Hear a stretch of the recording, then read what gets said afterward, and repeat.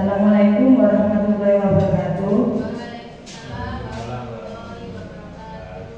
Bismillahirrahmanirrahim. Alhamdulillahirrahmanirrahim. Terima kasih Bapak Ibu guru semua. Saya di sini sebagai CGP Angkatan 9 Kabupaten Lumajang meminta waktu kepada Bapak Ibu guru untuk mendefinisikan pemahaman dan penerapan budaya positif sebagai tugas saya di aksi nyata 1.4. Sebelum saya memaparkan pemaparan dari seminar ini, kita melakukan SBD dulu nih Bapak Ibu, mohon berdiri semua.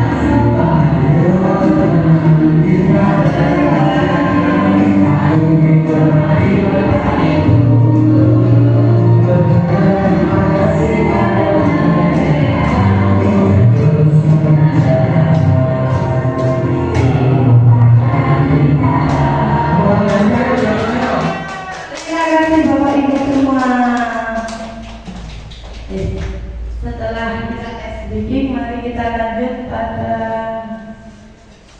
materi saya, Bapak Ibu.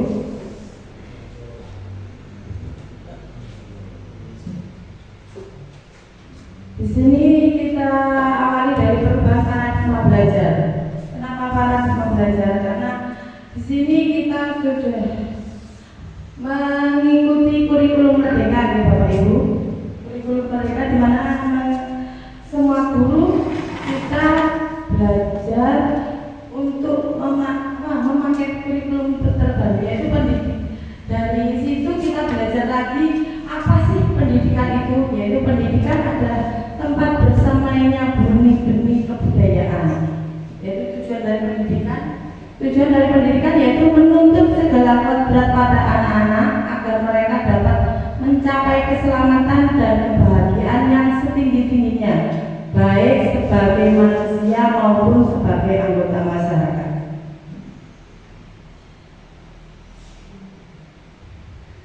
Di sini peran pendidikan hanya sebagai among, pamong dan bertugas menuntut, bukan menuntut.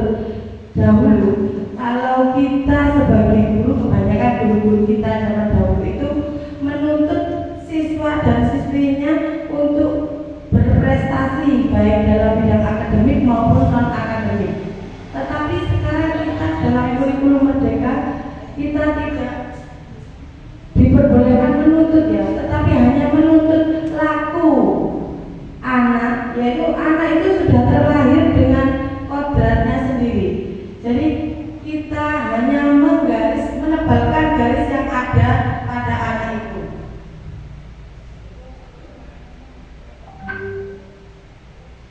Di sini kita akan belajar disiplin positif dan nilai-nilai kebajikan. Coba panjenengan lakukan apa yang saya suruh. Tulis benda atau sesuatu yang sangat berharga untuk Anda tuliskan pada kertasnya. Kemudian letakkan di dalam satu genggaman tangan Anda. Satu genggaman tangan saja. Kemudian buatlah sebuah kepalan. Tangan itu kita kepal. Mintalah teman kalian untuk membuka kepalan tadi, entah dengan merayu, entah dengan menghardik atau merebut sudah. Lakukan ya Bapak Ibu.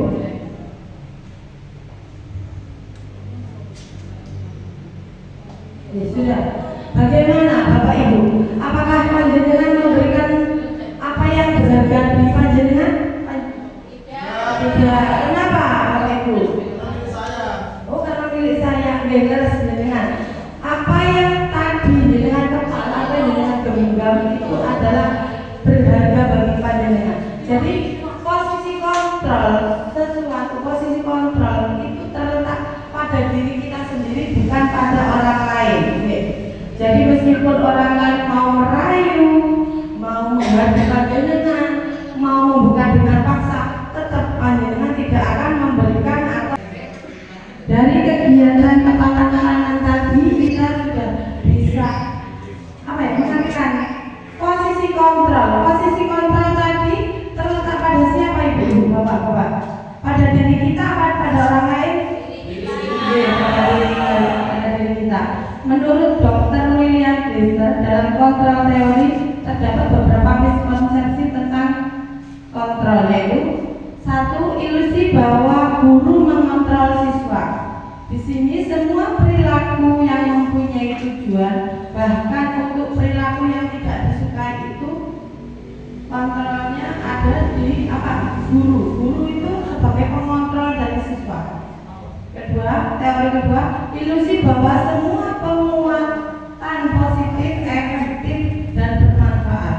Yaitu penguatan positif merupakan bentuk-bentuk kontrol untuk mempengaruhi siswa agar mengulangi suatu perilaku tertentu. Yaitu untuk jika anak melakukan kebaikan, guru mengontrol, oh iya terima kasih anak. Nah, anak itu berusaha untuk melakukan pengulangannya positif. Tiga, ilusi bahwa kritik dan membuat orang merasa bersalah dapat menguatkan karakter. Menggunakan kritik dan rasa bersalah untuk mengontrol siswa membuat siswa menuju identitas yang gagal karena secara tidak langsung mengajarkan mereka belajar untuk merasa buruk tentang dirinya sendiri.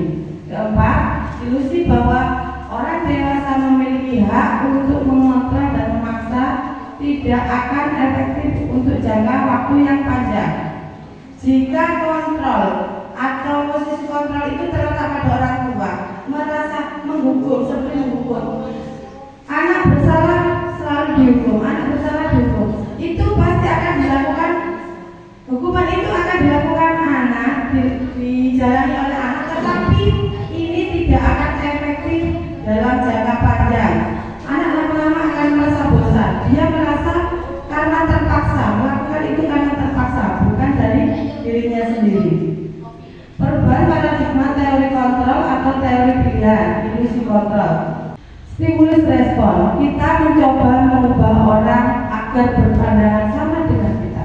Tetapi teori kontrol, kita berusaha memahami pandangan orang lain tentang dunia.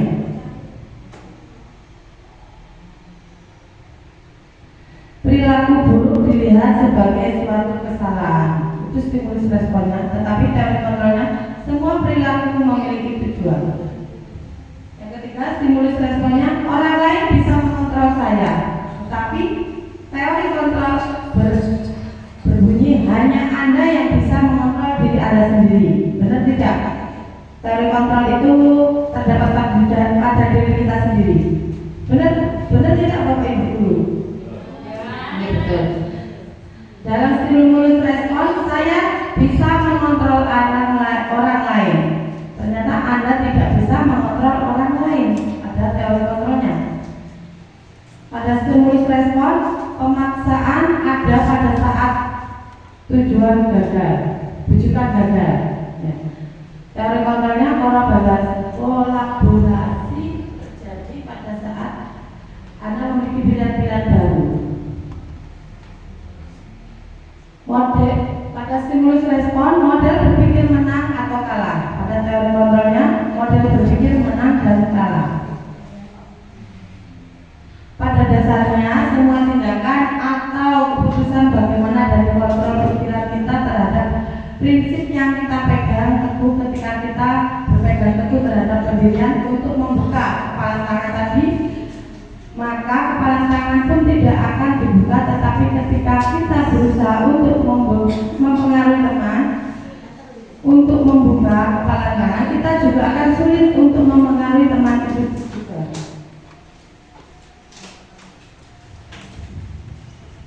Makna disiplin. Di sini disiplin berasal dari bahasa Latin yaitu disiplina yang artinya belajar. Disiplin diri membuat orang menggali potensinya menuju sebuah tujuan apa yang dia hargai. Namun dalam budaya kita, makna kata disiplin telah diubah menjadi sesuatu yang dilakukan seseorang pada orang lain untuk mendapatkan kepatuhan. Kecenderungan umum adalah menghubungkan kata disiplin bukan dengan apa yang kita hargai. Yang dari disiplin positif adalah menanamkan motivasi pada murid-murid kita, yaitu untuk menjadi orang yang mereka inginkan dan menghargai diri sendiri dengan nilai-nilai kebajikan yang mereka percaya. Ketika murid sudah memiliki disiplin positif, maka murid itu akan melakukan kesadaran diri dalam jangka yang panjang, bukan karena hanya terpaksa atau pengharusan dari orang lain. Itu motivasinya tertanam dari dirinya sendiri. Mewujudkan sikap disiplin menurut Ki Hajar Dewantara untuk menciptakan murid yang merdeka, syarat utamanya harus ada disiplin yang kuat. Disiplin yang dimaksud adalah disiplin diri yang memiliki motivasi internal, bukan motivasi eksternal atau dari orang lain. Karena jika berasal dari orang lain, sifatnya hanya sementara, seperti hukuman yang ada di sekolah. Jika anak terpaksa melakukan kesalahan dan diberi hukuman, itu anak akan melakukan hukumannya, tetapi sifatnya hanya sementara, tidak akan bertahan lama-lama, juga akan bosan melakukan kesalahan kembali. Teori motivasi hukuman, penghargaan, dan restitusi. Dari ketiga motivasi perilaku ini, manakah yang biasanya Bapak Ibu guru lakukan untuk menghindari ketidaknyamanan atau hukuman? Apa untuk mendapatkan imbalan dan penghargaan dari orang lain, atau untuk menjadi orang yang mereka inginkan dan menghargai diri sendiri dengan nilai-nilai yang mereka percaya? Biasanya Bu Rini melakukan yang mana untuk motivasi perilaku kelas? Pada awalnya yang satu Bu, tapi kemudian berubah menjadi yang tiga. Oh iya, terima kasih. Kalau Bu Rini memang sudah melakukan sudah mengenal ilmu guru penggerak dari untuk menghindari ketidaknyamanan pertama ya dari hukuman. Kemudian timbul dari kesadaran diri untuk menjadi orang yang mereka inginkan dan menghargai diri sendiri dengan nilai-nilai yang mereka percaya. Dengan cara apa biasanya menanamkannya Bu Rini? Awalnya saya memberikan hukuman yang sesuai Bu. Jadi kalau waktu itu jam olahraga kemudian nanti terlambat, jadi hukumannya ya sesuai dengan olahraga itu berarti dia hukumannya harus berkeliling, tidak olahraga tapi hukumannya disuruh mengeluarkan perkalian, kan tidak nyambung itu hukumannya. Seperti itu untuk memberikan hukuman. Kemudian setelah mendapatkan ilmu yang baru, berubah menjadi yang ketiga, yaitu sesuai dengan yang mereka inginkan dari dalam diri mereka sendiri, seperti itu. Terima kasih Bu Rini atas jawabannya. Ini guru penggeraknya kemarin. Penerapan disiplin di sekolah harus dilakukan melalui motivasi internal atau karena kesadaran diri sendiri atau dari murid. Motivasi internal lebih berjangka lama dan membuat siswa makin kuat secara karakter. Hal tersebut sejalan dengan pemikiran Ki Hajar Dewantara yang mengungkapkan bahwa disiplin kepada siswa adalah disiplin diri, sebab hanya diri sendiri yang mampu mengontrol diri kita, bukan orang lain. Artinya, siswa sendirilah yang menginginkan dirinya menaati hukuman, peraturan sesuai dengan keyakinan universal atau keyakinan sekolah dan kelas. Berarti di sini siswa sudah sadar diri akan kesalahan atau konsekuensi apa yang dari mereka lakukan. Motivasi perilaku manusia. Diana Dawson dalam bukunya Restituting School Discipline menyatakan ada 3 motivasi perilaku manusia. Yang pertama, untuk menghindari ketidaknyamanan atau hukuman. 2, untuk mendapat imbalan atau penghargaan dari orang lain. 3, untuk menjadi orang yang mereka inginkan dan menghargai diri sendiri dengan nilai-nilai yang mereka percaya. Yang pertama, untuk menghindari ketidaknyamanan. Biasanya anak terlambat itu mendapat hukuman, biasanya disuruh lari. Anak lari, besoknya dihukum sama pak gurunya sudah tidak telat. Karena apa? Pertama, dia takut menghindari ketidaknyamanan atau hukuman. Di situ lama-lama anak melakukan seperti itu akan merasa bosan juga. Jadi lama-lama kalau dihukum seperti itu, lama-lama anak juga akan merasa bosan. Ini tingkat rendah dari motivasi perilaku manusia yang cenderung merespon motivasi dengan menghindari konsekuensi negatif atau ketidaknyamanan. Apa yang akan terjadi jika saya tidak melakukannya? Apa yang akan terjadi jika saya datang terlambat? Iya, konsekuensinya akan dihukum. Di situ ada konsekuensi. Dalam esensinya mereka berupaya menjauhi potensi masalah yang bisa mempengaruhi kesejahteraan fisik, mental, atau kepuasan kebutuhan mereka. Apabila mereka memilih untuk tidak bertindak, pada dasarnya motivasi semacam ini dianggap sebagai motivasi eksternal atau motivasi yang datangnya dari orang lain, seperti hukuman, ya Bu ini. Kedua, teori motivasi kedua untuk mendapatkan imbalan atau penghargaan dari orang lain. Ini motivasi satu tingkat dari motivasi yang pertama, yaitu motivasi di sini berperilaku untuk mendapatkan imbalan. Biasanya anak akan mendapatkan reward, anak akan maju. Nah, siapa yang mau maju? Saya guru. Karena apa? Karena ingin mendapatkan kue dari guru. Biasanya itu anak ingin mendapatkan imbalan atau penghargaan dari orang lain. Orang dengan motivasi ini akan bertanya, apa yang akan saya dapatkan apabila saya melakukannya? Mereka melakukan sebuah tindakan untuk mendapatkan pujian. Oh iya, anak pintar, sudah tidak terlambat lagi ya. Itu mereka ingin disanjung oleh gurunya, bisa apa dari perkalian, ingin mendapatkan apa hadiah dari bapak ibu guru. Itu motivasi termasuk tingkat yang kedua. Ini tingkat yang ketiga, untuk menjadi orang yang mereka inginkan dan menghargai diri sendiri dengan nilai-nilai yang mereka percaya. Ini tingkat motivasi yang tertinggi. Orang dengan motivasi ini akan bertanya, akan menjadi orang seperti apa yang saya lakukan. Jika saya melakukan ini, apa ya yang akan saya terima? Itu dengan kesadaran dirinya. Mereka melakukan sesuatu karena nilai-nilai yang mereka yakini dan hargai, dan mereka melakukan melakukannya karena mereka ingin menjadi orang yang melakukan disiplin positif karena motivasi dari berperilaku bersifat internal atau dari dirinya sendiri. Hukuman atau konsekuensi biasanya diberikan sebagai tindak lanjut dari adanya pelanggaran. Hukuman ini biasanya hanya satu arah. Hukuman, peraturan itu datangnya biasanya dari siapa, Bapak Ibu guru? Dari guru. Dari guru atau dari murid? Dari guru. Iya, dari guru.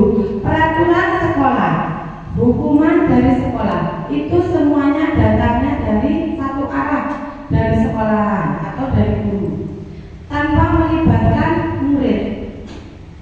Hukuman bersifat satu arah dari pihak guru yang memberikan, dan murid hanya menerima suatu hukuman tanpa melalui suatu kesepakatan atau pengarahan dari pihak guru, baik sebelum atau sesudahnya.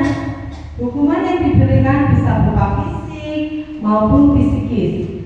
Murid akan disakiti atau oleh suatu perbuatan atau kata-kata. Dari sini akan tercipta restitusi. Yaitu restitusi adalah proses menciptakan kondisi bagi murid untuk memperbaiki kesalahan mereka, sehingga mereka bisa kembali pada kelompok mereka dengan karakter yang lebih kuat. Dari beberapa tindakan guru ini, manakah yang termasuk hukuman dan konsekuensi? Nomor satu termasuk apa, Bapak Ibu guru? Hukuman. Nomor dua? Hukuman. Nomor tiga? Hukuman.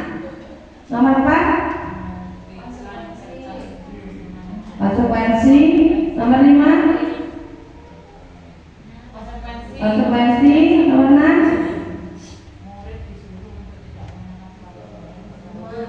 Hukuman. Dan nomor 7? Hukuman. Kita buka. Nomor 1 betul hukuman. Nomor 2 betul hukuman. 3 juga hukuman. 4 konsekuensi. 5 konsekuensi. 6 hukuman. 7 lari mengelilingi lapangan basket 2 kali karena terlambat 10 menit untuk pelajaran PJOK, termasuk konsekuensi.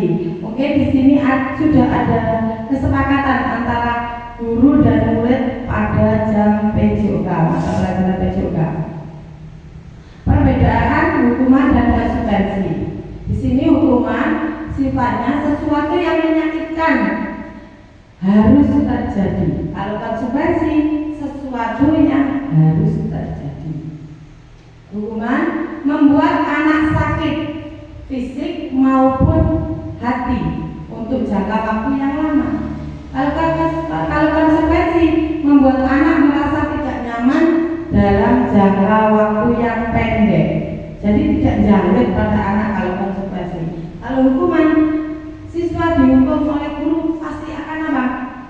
Teringat, ya jangkit bahasa Jawanya jangkit. Ya, teringat, oh aku mari dihukum guru, aku mari dihukum Pak Guru. Itu kalau hukuman sifatnya bersifat jangka waktu yang lama. Kalau hukuman, anak membenci kedisiplinan. Gak suka aku banyak peraturan di sini. Itu pasti karena apa? Karena konsekuensinya hukuman itu. Kalau konsekuensi, anak menghargai disiplin. Oh iya, aku gak akan terlambat. Kalau terlambat malu sendiri ya pula. Itu konsekuensi. Kalau hukuman bersifat paksaan, kalau konsekuensi bersifat stimulus atau tanggapan. Hukuman sifatnya juga mendorong anak menyakiti diri sendiri. Kalau konsekuensi mendorong anak agar mudah menyesuaikan diri. Hukuman konsep diri yang buruk, kalau konsekuensi konsep diri yang baik. Hukuman anak belajar untuk menyembunyikan kesalahan. Jika salah anak biasanya enggak, guru saya enggak salah, bisa ditutup-tutupi. Kalau konsekuensi anak belajar untuk mematuhi peraturan, biasanya kebanyakan jujur.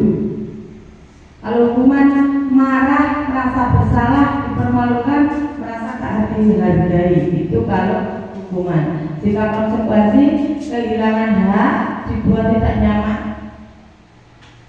dan diasingkan untuk sementara waktu.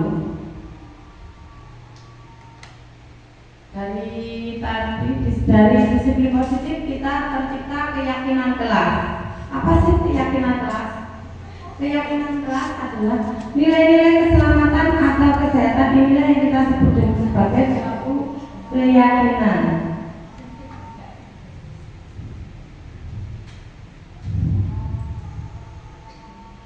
Yaitu nilai-nilai kebajikan atau prinsip-prinsip universal yang disepakati bersama secara universal, lepas dari latar belakang suku, negara, bahasa maupun agama. Itu menurut Bosen. Suatu keyakinan akan lebih memotivasi seseorang dari dalam atau memotivasi secara intrinsik.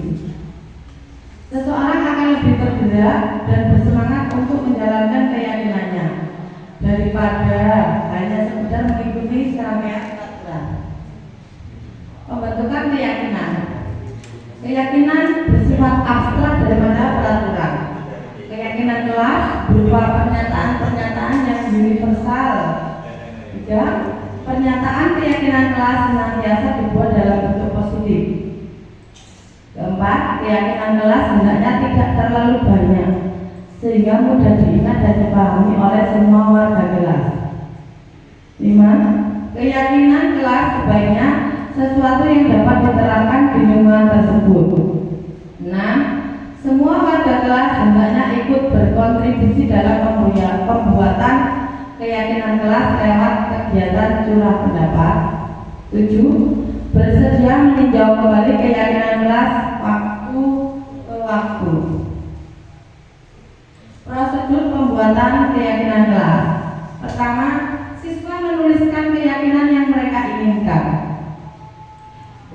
Kedua, guru dan siswa mengulas keyakinan yang mereka tulis. Ketiga, guru dan siswa memilah keyakinan yang penting, mana yang penting dan mana yang tidak penting. Keempat, mengubah keyakinan kelas menjadi kalimat yang positif. 5. Mengecek keyakinan kelas. Ini kegiatan kemarin yang saya buat bersama murid saya, pembuatan keyakinan kelas.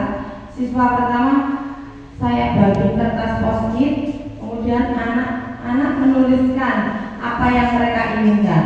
Setelah itu anak menempel post-it yang sudah dimiliki.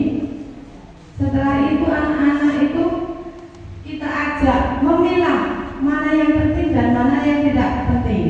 Di situ setelah terpilah akan menjadi dari 24 siswa terbentuk 7 keyakinan. Dipilah-pilah dari kadang anak-anak itu membuat kata-katanya agak mirip. Jangan berkata jorok, jangan berkata kasar, jangan berisik, jangan ramai. Nah, itu dalam satu keyakinan. Di situ terbentuklah 7 keyakinan. Setelah terbentuk 7 keyakinan, kemudian saya bersama murid saya merubah 7 keyakinan tadi dari kata-kata tidak itu kita ubah menjadi kata-kata atau kalimat yang positif. Jadi tidak boleh terlambat. Nah, di situ anak-anak kita ajak mengubah kalimat tidak itu menjadi kalimat yang lebih positif. Apa? Datang lebih awal atau datang tepat waktu. Tidak boleh makan di kelas. Nah, kita ajak merubah kalimat positif dari kalimat negatif menjadi kalimat positif, yaitu makan dan minum pada jam istirahat.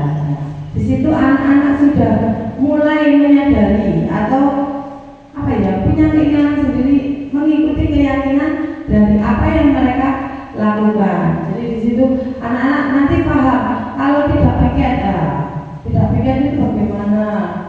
Berarti harus piket, harus melaksanakan piket. Nanti temannya bagaimana? Itu di situ timbullah keyakinan kelas. Di sini ada 5 kebutuhan dasar manusia, yaitu kebutuhan dasar. Kebutuhan tindakan manusia memiliki tujuan tertentu. Semua yang kita lakukan adalah usaha terbaik kita untuk mendapatkan apa yang kita inginkan. Itu yang disebut kebutuhan. Ketika kita mendapatkan apa yang kita inginkan, sebetulnya saat itu juga kita sedang memenuhi satu atau lebih dari kebutuhan yang kita inginkan. 5 kebutuhan dasar manusia, yaitu 1. Kebutuhan untuk bertahan hidup atau survival. 2. Kebutuhan kasih sayang dan rasa diterima, love and belonging. 3. Kebebasan atau freedom. 4. Kesenangan, fun. 5. Penguasaan atau power. Di sini ada 5 kebutuhan hidup manusia, yaitu kebutuhan bertahan hidup. Jika kita kebutuhan yang bersifat fisiologis untuk bertahan hidup, misalnya kesehatan, rumah, makanan. Jika kita tidak makan, lama-lama kita akan masih hidup apa mati? Mati lah. Berarti itu kebutuhan dasar kita, itu yang harus kita penuhi ya. Berarti untuk bertahan hidup itu bagaimana? Ya berarti harus makan. Nah, agar tidak kehujanan bagaimana? Kita harus punya rumah. Di situ adalah kebutuhan dasar manusia. 2. Kebutuhan kasih sayang dan rasa diterima. Kebutuhan untuk diterima. Kebutuhan untuk disayangi meliputi kebutuhan akan hubungan dan koneksi sosial. Kebutuhan untuk memberi dan menerima kasih sayang. Nah, ini kebutuhan kasih sayang. Kasih sayang kita dari siapa saja? Ya dari suami ya, kalau bapak ibu guru ya dari orang-orang terdekat lah, dari anaknya, ayah ibunya, itu yang kita butuhkan, yaitu kebutuhan kasih sayang. Kebutuhan penguasaan yaitu kebutuhan pengakuan atas kemampuan. Kebutuhan ini bersifat berhubungan dengan kekuatan untuk mencapai sesuatu. Kalau keempat, kebutuhan kebebasan. Manusia itu juga perlu kebebasan, tidak harus dikekang aja. Kamu harus begini. Nah, lama-lama anak juga akan merasa bosan. Kalau anak di rumah sudah banyak peraturan, di sekolah banyak peraturan, maka apa? Anak-anak akan malah banyak melanggar. Itu sudah hukum alam. Anak kalau terlalu banyak di banyak peraturan anak-anak, maka akan lebih banyak melanggar. Itu. Anak-anak juga butuh kebebasan. Kemudian 5, kebutuhan kesenangan. Kebutuhan untuk merasa senang adalah kebutuhan untuk mencari kesenangan, bermain dan tertawa. Konsep kebutuhan manusia tidak hanya berlaku bagi anak atau murid, namun juga bagi manusia dewasa dalam setting sekolah, para tenaga pendidik dan kependidikan. Di sini ada 5 posisi kontrol manusia. Sebelum kita melakukan posisi, saya akan membacakan posisi kontrol. Kita lakukan tes breathing dulu, Bapak Ibu. Coba dengarkan. Ikuti apa yang saya katakan dulunya. Ya. Ikuti apa yang saya katakan. Ayam-ayam itik-itik. Itik-itik ayam-ayam. Ayam-ayam itik-itik ayam-ayam. Itik-itik ayam-ayam itik-itik ayam-ayam. Berapa ayamnya? Iya betul, Budi masih konsentrasi. Berapa ayamnya? Tadi karena cluenya apa? Nah, ikuti apa yang saya katakan. Berarti ibu sudah lelah, banyak yang lelah ya.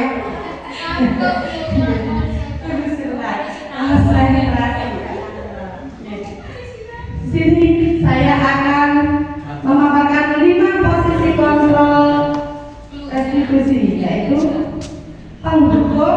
Pertama, guru sebagai penghukum, pemantau, pembuat rasa bersalah, teman atau manajer. Biasanya Bapak Ibu guru di sekolah itu mana posisi kontrol yang biasa dilakukan Bapak Ibu guru? Tergantung sikonnya, Bu. Tergantung sikon. Iya. Biasanya kebanyakan yang mana, Bu? Ya, ada yang menghukum, ada yang situasinya dan lihat kondisinya. Bukan lihat ibunya, bapak ibunya. Jadi menyesuaikan dengan apa ya yang ada kondisinya di sekolah. Kadang-kadang anak-anak itu nakalnya luar biasa hingga kita itu lepas kontrol.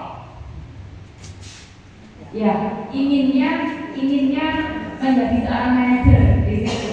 Tapi ketika kita dihadapkan pada situasi dan kondisi, kadang-kadang emosi dan realita itu tidak sesuai. Jadi inginnya menjadi manajer, tapi jadinya kadang-kadang menjadi hukum dan membuat rasa bersalah. Tapi sebenarnya membuat rasa bersalah biar anak-anak itu merasuk ke dalam hatinya, biar merasa bersalah seperti itu.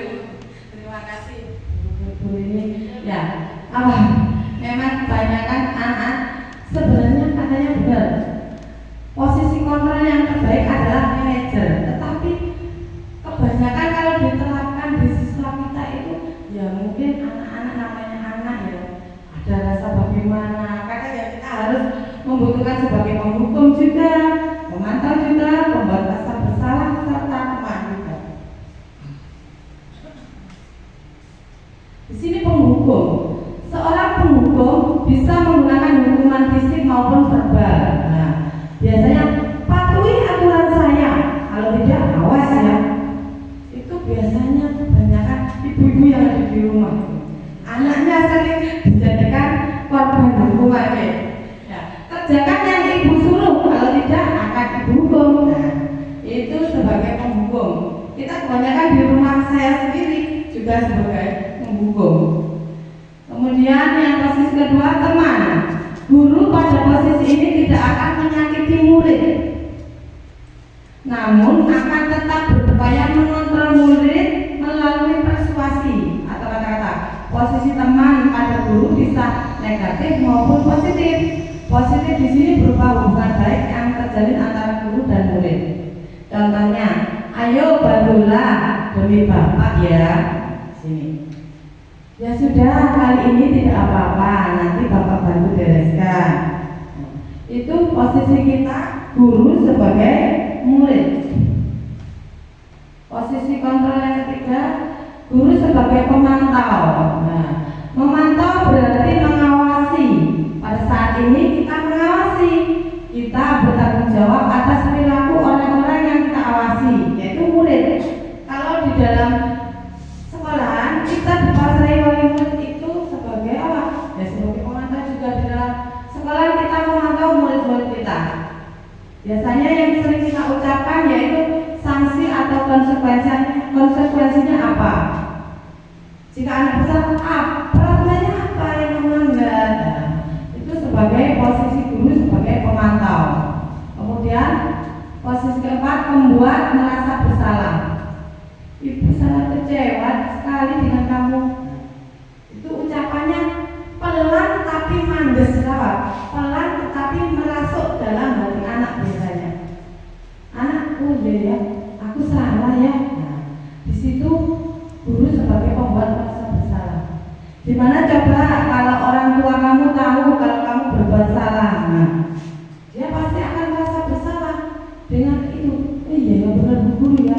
Kalau ibuku tahu aku di sekolah melanggar aturan, bagaimana nanti? Aku pasti dimarahi ya.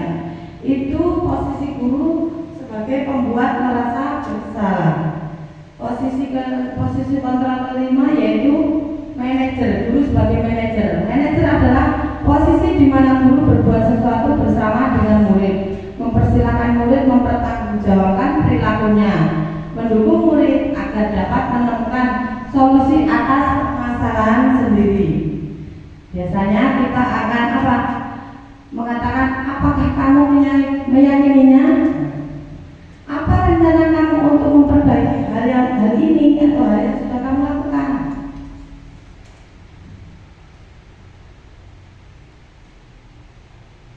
Setelah lima posisi kontrol, kita belajar segitiga restitusi. Apa sih segitiga? Pengertian restitusi?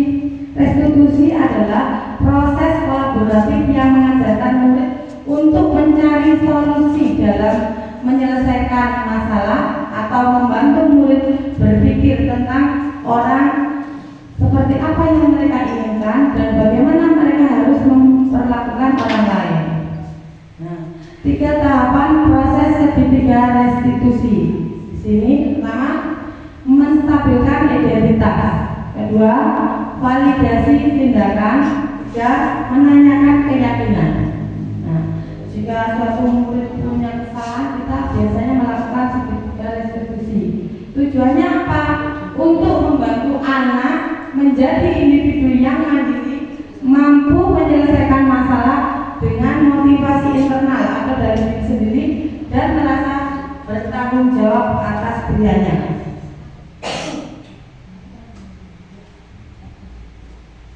Langkah-langkah yang kita lakukan dalam melakukan segitiga restitusi yaitu 1. Menstabilkan identitas. Bagian dasar dari segitiga restitusi bertujuan untuk mengubah persepsi anak yang merasa gagal akibat kesalahan menjadi seseorang yang dapat berhasil. Guru atau orang tua harus mampu meyakinkan anak bahwa kesalahan adalah bagian dari pengalaman manusia. Mereka juga pernah melakukan kesalahan. Itu kita menstabilkan identitas dulu. Kedua, validasi tindakan yang salah. Konsep ini melibatkan pemahaman tentang kebutuhan terhadap kebutuhan dasar yang mendasari tindakan anak yang menyebabkan kesalahan. Dengan pemahaman ini, kita dapat lebih baik memahami alasan dibalik tindakan tersebut. Biasanya anak melakukan kesalahan itu pasti ada apa ya? Seperti alasannya ya. Ini alasan, kita menanyakan alasannya apa. Di situ kita memvalidasi tindakan yang salah. Ketiga, menanyakan keyakinan. Teori kontrol menyatakan bahwa motivasi manusia berasal dari faktor internal. Setelah langkah 1 dan langkah 2 berhasil diimplementasikan, anak akan lebih siap untuk terhubung dengan nilai-nilai yang mereka percayai dan akan mulai merubah menjadi orang yang mereka inginkan. Guru atau orang tua dapat membantu anak dalam merancang gambaran masa depan mereka dan tetap berfokus pada tujuan mereka. Segitiga restitusi merupakan alat yang efektif dalam mendidik anak-anak untuk belajar dari kesalahan mereka, mengembangkan disiplin positif dan membangun koneksi yang kuat antara guru, orang tua, dan anak. Ini adalah pendekatan yang berpusat pada pemahaman, pertumbuhan, dan perbaikan yang dapat membawa manfaat jangka panjang. Di sini apakah dari pemaparan saya ada yang ingin ditanyakan Bapak Ibu? Monggo.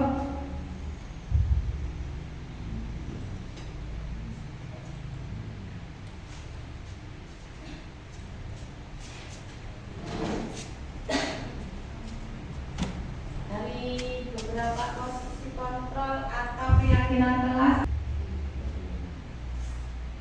Oh, yang monggo Bu Ana. Ya, di sini saya menanyakan Bu, yang saya ingin tanyakan itu bagaimanakah cara kita untuk konsisten menjadi tetap menjadi di posisi kontrol sebagai manajer, bagaimana caranya?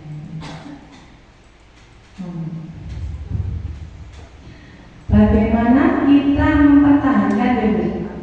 mempertahankan posisi kontrol kita sebagai manajer? Mungkin dari Bapak Ibu yang lain ingin menjawabnya. Dari Bapak Ibu, mau?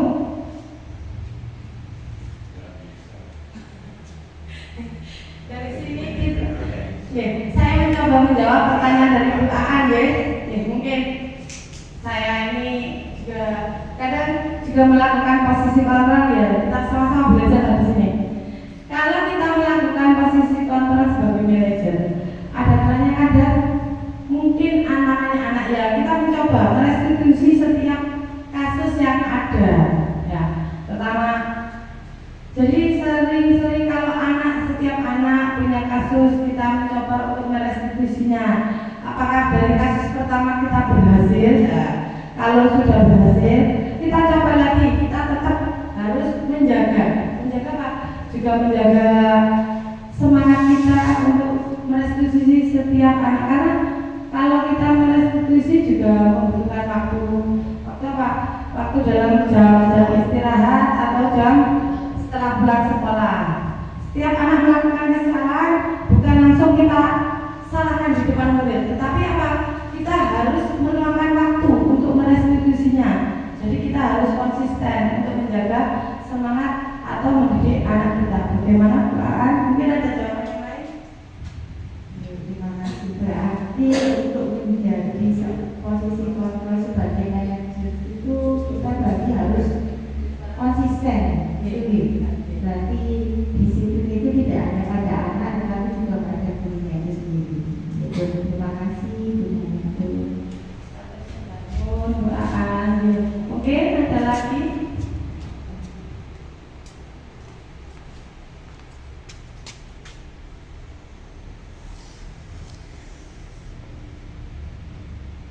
Kemarin saya juga mencoba untuk merestitusi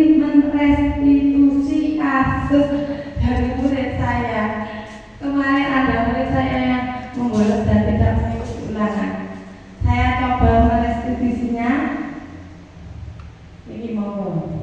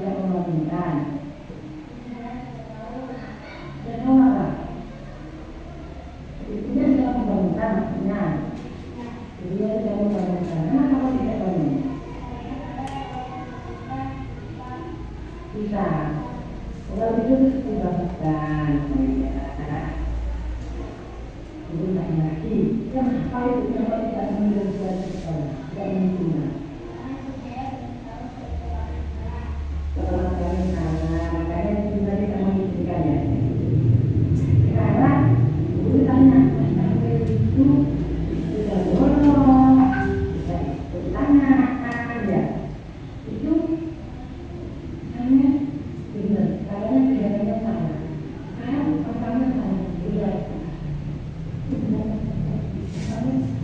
Sudah apa belum? Kalau sudah ada sudah ada.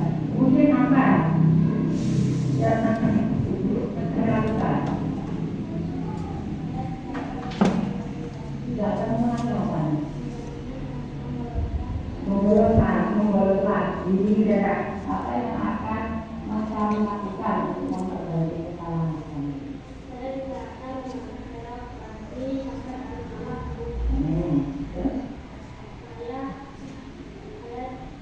Untuk kami akan minta dengan Islam. Semoga misalnya mendapatkan pelajaran bernama dari apa yang misalnya lakukan. Nanti bilangnya harus dipastikan tolong kalian kerjakan dan pulang sekolah.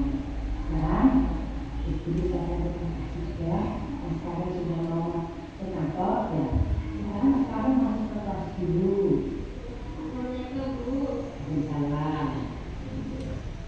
Dari video yang tadi saya tayangkan, di situ saya mencoba merestitusi kasus dari murid saya. Di situ murid saya membolos dan tidak mengikuti ulangan pelajaran matematika.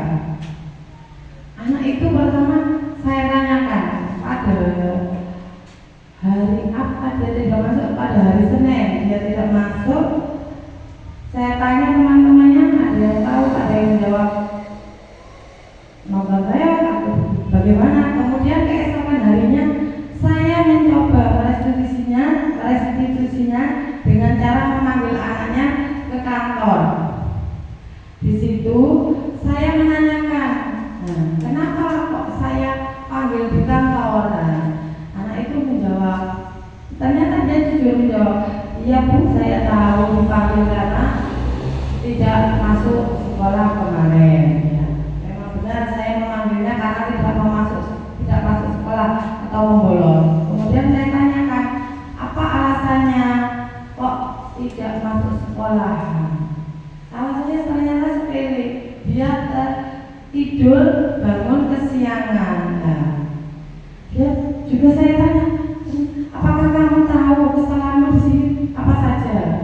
Iya, saya membolos. Terus saya tanya, apakah kamu tahu kemarin ada ulangan? Dia tidak tahu, dia lupa katanya. Padahal 2 hari sebelumnya itu sudah saya umumkan bahwa hari Senin ada ulangan matematika. Di situ saya menanyakan kembali, kenapa kok bangun kesiangan? Nah, di situ saya menstabilkan identitas dulu, karena katanya melihat reok dan tidurnya kemalaman. Nah, di situ setelah tidur kemalaman, otomatis bangunnya juga kesiangan. Nah, kemudian saya tanya, perbuatannya seperti itu benar atau salah? Nah, menurutnya saja sudah. Menurut Mas Kamil, tadi perbuatan membolos itu benar atau salah Mas Kamil? Dia mengakui salah, ya. Mengakui kesalahannya. Kemudian saya memvalidasi tindakan yang salah tadi. Ya, tidak. Memang semua orang juga pernah melakukan kesalahan. Tidak ada orang yang sempurna ya. Makanya saya bilang tindakanmu itu salah, tetapi bagaimana caranya untuk memperbaikinya? Nah, dia cerita kalau bangunnya kesiangan. Saya tanya, kenapa kok ibunya tidak mengizinkan? Nah, saya tidak mengizinkan atau membawa surat izin ke sekolah. Nah, dia bilang, Bu, saya tahu Bu, saya salah. Ya, jadi tidak diizinkan sekalian ya. Berarti ibunya apa?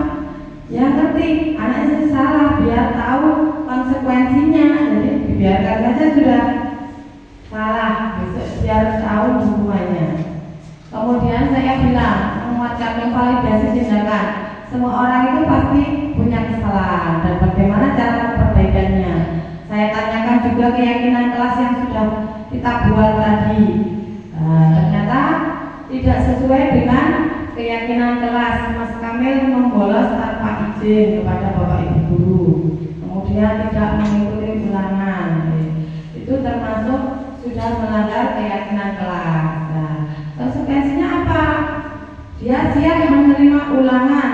Nah, menerima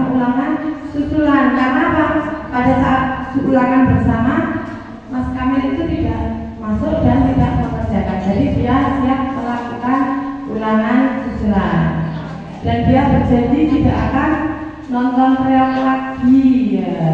Jadi dia tidak akan bangun kesiangan lagi ya. Di situ kita setelah menanyakan keyakinan, tidak sesuai keyakinan, kita menguatkan anak ya. Semoga apa yang kamu janjikan akan terlaksana dan kamu tetap menjadi siswa yang berprestasi.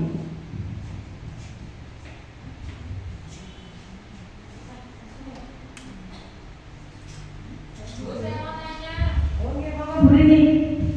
Ya, bagus sekali untuk kasusnya itu tadi ya Bu ya. Saya mengalami murid saya, jadi ada yang pernah membolos seperti itu Bu. Kemudian saya mencoba untuk merestitusi, jadi dia sudah berjanji akan masuk begitu. Tapi pada kenyataannya itu hanya masuk 2 hari, kemudian besoknya lagi seperti itu lagi, bolos lagi. Masa saya harus merestitusi lagi. Jadi bagaimana caranya agar anak itu memang benar-benar apa yang dia katakan itu dia lakukan. Jadi sampai saya sampai kehabisan cara dengan cara apa lagi ini untuk anak ini sudah saya coba merestitusi, kok dia masih tidak konsekuen dengan apa yang dikatakan. Kira-kira apa jalan keluar yang terbaik untuk masalah murid saya ini? Terima kasih. Saya mencoba menjawab. Terima kasih pertanyaannya Bu Rini. Saya ini akan mencoba menjawab dari kasus yang dialami Bu Rini, yaitu murid Bu Rini sering tidak membolos, sering tidak masuk sekolah tanpa izin. Di sini juga menghadapi 2 pertanyaan. Dari setelah Bu Rini katanya sudah merestitusinya kasus tersebut, tetapi tidak berhasil. Tetapi bagaimana ya caranya? Padahal dari pertanyaan tadi yang Bu akan sampaikan, bagaimana kita menjaga agar kita tetap menjadi manajer, yaitu dengan cara tidak bosan-bosan seperti kita merestitusi lagi. Kemudian konsisten. Jawabannya itu berubah-ubah, jadi alasannya itu jadi mungkin yang pertama alasannya itu karena sakit. Jadi alasannya itu berubah-ubah. Jadi ketika saya datang tidak masuk itu alasannya sakit, tidak masuk lagi saya datangi lagi. Alasannya itu tidak ada yang nakal. Jadi apa ya, tidak punya pendirian yang kukuh. Kalau panggil tadi kan memang dia apa adanya menjawab. Jadi si murid saya ini hari ini jawabannya A, besok itu hari jawabannya B, begitu jawabannya C. Jadi saya tuh bingung untuk anak ini nih yang mana sebetulnya itu. Jadi saya tidak mendapatkan mana jawaban yang benar dari anak ini karena selalu berubah-ubah gitu. Terima kasih. Terima kasih Bu Rini. Bu Rini sudah mencoba dari 5 posisi kontrol yang tadi, apa hanya melakukan 1 posisi kontrol yang manajer saja? Pastinya secara manusiawi ya, jadi tidak langsung tiba-tiba di posisi yang manajer itu belum sanggup saya sepertinya untuk menjadi posisi manajer. Ya, pastinya yang pertama itu menghukum karena sering sekali tidak masuk dan tidak masuk akal. Masa sakit sekarang sakit perut, besok sakit perut, mau saya bawa ke puskesmas itu tidak mau. Ya terpaksa kalau masuk itu saya hukum. Habis hukum, saya guru hukum untuk menyapu lantai, untuk menyapu piket itu. Kemudian saya ubah lagi, saya hukum tidak mempan begini saja, besoknya itu tidak masuk, malah tidak masuk. Saya ganti dengan membuat rasa bersalah. Jadi mau jadi apa kalau kelas 5 berhenti, tidak mendapatkan ijazah, tidak pasien dengan orang tuanya. Jadi saya buat rasa bersalah itu hanya memang beberapa hari saja. Jadi untuk rasa bersalahnya itu, jadi iya hanya memang untuk beberapa hari. Selang beberapa hari kemudian dia kembali lagi, masuk 1 hari, ya masuk 2 hari, masuk 1 hari. Jadi seperti itu.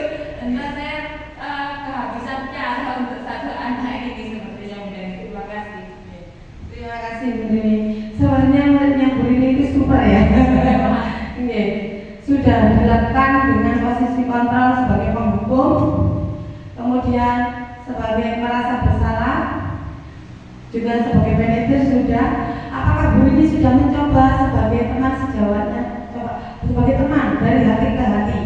Bu ini berbicara dengan dari hati ke hati, bagaimana kemudian perasaannya? Oh ya, coba Pak.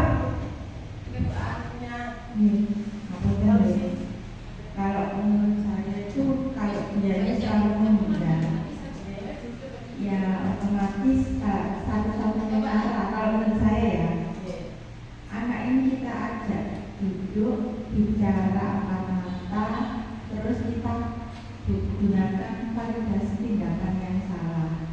Dia merasa enggak tindakan dia itu yang salah yang mana, terus akibatnya nanti apa, terus konsekuensinya itu apa, seperti itu. Kalau menurut saya seperti itu. Berarti kembali ke restitusi ya Bu? Iya, seperti itu. Kan kita yang harus memotivasi anak itu untuk menemukan motivasi intrinsipnya. Itu yang kita lakukan. Kalau motivasi intrinsipnya itu sebabnya tidak keluar bunyi, susah keluarnya. Berarti kita dirugi ya. Iya Bu, ketika sudah terpepet, ketika saya restitusi itu sudah terpepet sekali, tidak jawab apa-apa Bu. Jadi diam. Ketika saya tanya, saya apa bilang berat, dia tidak mau menjawab sama sekali, hanya geleng-geleng gitu saja. Saya kira cuma kalau tanya geleng-geleng, ditanya geleng-geleng, ya anak-anak saya gitu. Sampai orang tuanya, ayahnya itu sampai angkat tangan dengan apa yang dilakukan oleh Adi. Sampai sudah begini saya tidak sanggup dengan anak saya ini, saya sudah menyuruh untuk sekolah tapi masih tetap saja. Sudah apa kata Bu ini, sampai orang tua itu menyerahkan mau dihukum apa saja juga saya tidak keberatan. Sampai ayahnya bilang seperti itu. Terima kasih Bu Rini. Bu Rini sudah berusaha, sudah menjadi guru yang terbaik, sudah berusaha menjadi penghukum, pemberi rasa bersalah, sebagai manajer juga sudah. Coba panjenengan meminta saran kepada atasan atau teman sejawat bagaimana cari solusinya bareng-bareng. Anak ini ada bagaimana? Sudah kita restitusi adalah posisi terbagus dari 5 posisi kontrol berarti. Apa anaknya belum terketuk hatinya ya Bu ya? Jadi bagaimana anak itu untuk membuka hatinya dulu? Apa Bu Rini sudah membicarakan dengan orang tuanya sudah? Ya, jadi anak ini mulai dari kelas 1 itu tidak naik, kelas 2 tidak naik lagi, kelas 3 tidak naik lagi. Jadi teman-temannya itu sudah puber ini, jadi anak ini sudah puber. Jadi seperti baunya itu harum, gurunya itu kan harum sudah sama muridnya ini. Bahkan di tasnya itu yang dibawa itu kosmetik sudah, yang dibawa itu kosmetik itu sudah puber. Jadi kalah Bu Aan ini begini. Jadi di tasnya itu ada lipstick, ada parfum juga. Jadi baunya itu kalau lihat saya kan, waduh, padahal saya tidak sewangi ini, tapi mereka sudah wangi sekali. Mungkin karena faktor itu juga, dia itu sudah puber, mungkin teman-temannya sudah SMP, jadi mungkin dari faktor itu juga psikologi seperti itu. Terima kasih Bu. Oke, coba besok atau kapan Bu kalau ada waktu ya direstitusi kembali, kalau enggak minta saran kepada Bapak Ibu kepala sekolahnya, Bapak atau Ibu kepala sekolahnya bagaimana solusinya. Kita bicarakan bareng-bareng, anaknya juga dipanggil, kita ketuk hatinya bagaimana keinginannya. Inginnya bagaimana sih ya? Apa yang kamu lakukan itu nanti dampaknya bagaimana? Sudah dirilis semuanya. Nanti seperti rasa bersalah, dia merasa salah enggak tindakannya, terus apa konsekuensi yang akan murid terima itu. Dicoba ya begini besok panjenengan restitusi kembali, jangan bosan-bosan ya begini. Sudah dari sini apakah ada yang ingin ditanyakan kembali? Sampun. Saya ucapkan banyak-banyak terima kasih kepada Bapak Ibu guru yang menjalankan desiminasi saya sebagai tugas CDP Angkatan 9 Kabupaten Lumajang. Saya akhiri, wabillahi taufiq wal hidayah. Wassalamualaikum warahmatullahi wabarakatuh.